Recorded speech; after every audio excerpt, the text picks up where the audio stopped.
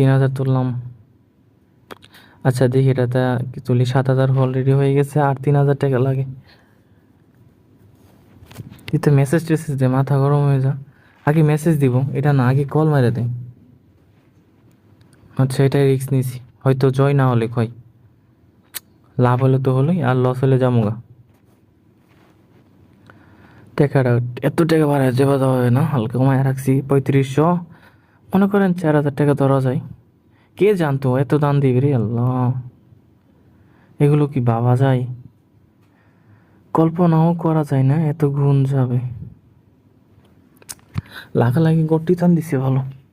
যদি 10 গুণ করে তুললে তো অনেক টাকা হইতো, বাট এটা মনে দিতে পারে কিনা জানি না, তাও ধরলাম 6500 টাকা। কারণ লুপ ঢুকে গেছে, লস হইলে 400 টাকা লস হবে।